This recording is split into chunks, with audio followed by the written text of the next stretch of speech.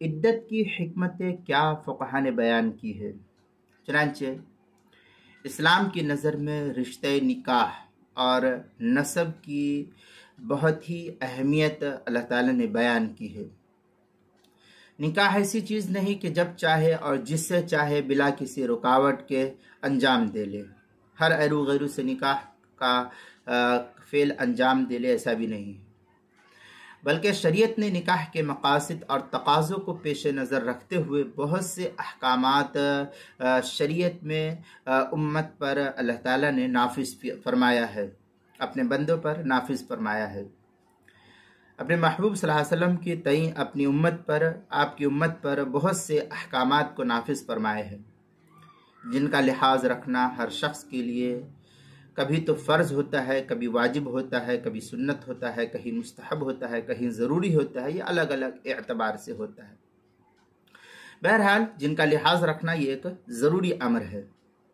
उन्हीं में से इद्दत के मसाइल भी नकल किए जाते हैं।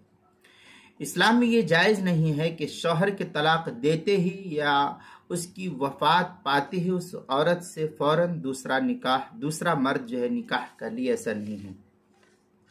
बल्कि उसे एक मुद्दत तक ज़रूर इंतज़ार करना पड़ेगा और एक मुद्दत तक उसको इसके लिए ठहरना पड़ेगा। जब मुकर्ररा मुद्दत गुजर जाएगी, जब ही उस औरत से दूसरे मर्द का निकाह इस सूरत में दुरुस्त और जायज़ हो सकता है। और इद्दत के ज़माने में जो निकाह हो, तो निकाह तो कुजा बाकायदा रिश्ता निकाह देने से भी मना किया गया है, ताकि जो है इसकी तरफ मैलान ना होने पाए। चुनांचे सूरह बकरा आयत नंबर 235 में इसकी सराहत नकल की गई है। अब इस इद्दत के हिकमतें और मसाले बहुत सी है, जिनमें से चंद एक को हम आपके सामने नकल करते हैं, ताकि जो है इसकी अहमियत आपके सामने वाज़ेह तौर पर आया हो जाए। पहले ये कि इद्दत की वजह से ये मालूम हो जाता है कि औरत का रहम खाली है या पहले शौहर के हक में ये मशगूल है। औरत का रहम खाली है या पहले शौहर के हक में ये मशगूल है, यानी पहले शौहर से वती हुई है तो अब उसके पेट में बच्चा है या क्या है, तो इस सूरत में ये वाज़ेह तौर पर मालूम हो जाता है। क्योंकि एक रहम में दो शख्सों के नुत्फ़े जमा होने की बुनियाद पर बच्चे के नसब के खलत मलत होने का ये कभी इम्कान और ख़तरा मौजूद है। जबकि नसब का तहफ़्फ़ुज़ ये ऐसा जलील क़द्र और इम्तियाज़ी मामला है जिसे कोई शरीफ़ुत्तबा इंसान नज़रअंदाज नहीं कर सकता है। जो सलीमुत्तबा इंसान होगा, सलीमुल फ़ितरत इंसान होगा, वो इसको नज़रअंदाज नहीं कर सकता है। बस इद्दत के ज़रिए नसब में इख्तिलाफ से हिफाजत का माकूल इस सिलसिले में नज़म किया है इस्लाम ने, और उसी के ज़रिए बिलआखिर इद्दत की मुद्दत मुतय्यन हो जाती है कि इससे किस तरीके से इद्दत होगी। यानी अगर रहम मशगूल है तो वज़अ हमल यानी बच्चे का पैदा हो जाना, और अगर बच्चा नहीं है, पेट में हमल नहीं है, अगर मशगूल नहीं है रहम, तो 3 माहवारी या 3 महीने या इद्दत वफ़ात से तो 4 महीना 10 दिन इसकी इद्दत को जो है मुकर्रर किया गया है। ये तो एक सूरत हाल है। दूसरी सूरत ये कि इद्दत की वजह से निकाह की जो अज़मत है वो ज़ाहिर होती है कि ये एक ऐसा इम्तियाजी अक़्द है जिसका असर इद्दत के ख़त्म होने के बाद भी एक मुद्दत तक आमतौर पर बाकी रहता है, जबकि दीगर उक़ूद का असर फ़ौरन ख़त्म हो जाता है।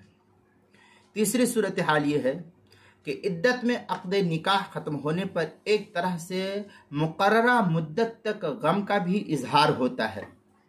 इसलिए इद्दत में ज़ेब व ज़ीनत की भी ममानियत फ़ुक़हा ने नक़ल की है। अगर तफरीक़ के फ़ौरन बाद निकाह की इजाज़त दी जाती तो ये मकसद हासिल नहीं हो पाता।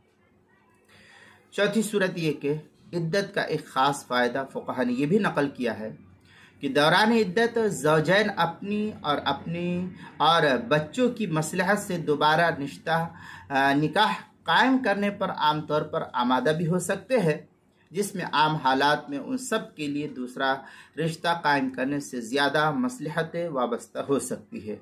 ये चंद चीज़ें जो है फ़ुक़हा ने नक़ल की है, जिसको अल्लामा शामी ने इस तरीक़े से नक़ल किया है। सलासु हैज़िन कवामिन लिइद्दती तजुज़्ज़ुल हैज़ फ़ल-ऊला लितअर्रुफ़ बराअतुर रहम वस्सानिया लिहुर्मतिन निकाह वस्सालिस लिफ़ज़ीलतिल हुर्रिया। इस तरीके की इबारत जो है दुर्र मुख्तार माशामिया के अंदर नकल की है काफ़ी तफसील के साथ। किताबुत तलाक बाबुल इद्दा जिल्द नंबर 5 सफ़ा नंबर 182 जो ज़करिया बुक डिपो देवबंद का हिंदी नुस्खा है उसके अंदर। इसी तरीके से जो है इसमें काफ़ी तफसीली बहस करते हुए हुज्जतुल्लाहिल बालिगा के अंदर हज़रत शाह वलीउल्लाह मुहद्दिस देहलवी रहमतुल्लाह अलैह ने काफ़ी तफसीली बहस जो है हुज्जतुल्लाहिल बालिगा के अंदर नकल की है, जिसकी मुख्तसरन इबारत इस तरीके से है। इअलम अन्नल इद्दा कानत मिनल मशहूरात अलमसलमतु फिल जाहिलिया व कानत मिम्मा ला यकादून यत्रुकूना व कान फीहा मसालिहुन कसीरा मिनहा मारिफतु बराअति रहिमहिमा मिम्मिआ लिअल्ला तख्तलितुल अंसाब। इस तरीके की इबारत जो है हज़रत शाह साहब रहमतुल्लाह अलैह ने काफ़ी तफसील के साथ नकल की है। वहुवल मसलहतुल मरइयतु फी बाबिल इस्तिबरा। फिर और आगे है वमिनहा अत्तनवियतु बिफा खामती अमर निकाह हैथु लम यकुन अमरन यंतज़िमु इल्ला बिजमी रिजाल। फिर आगे जो है और भी काफ़ी तफसीली बहस है।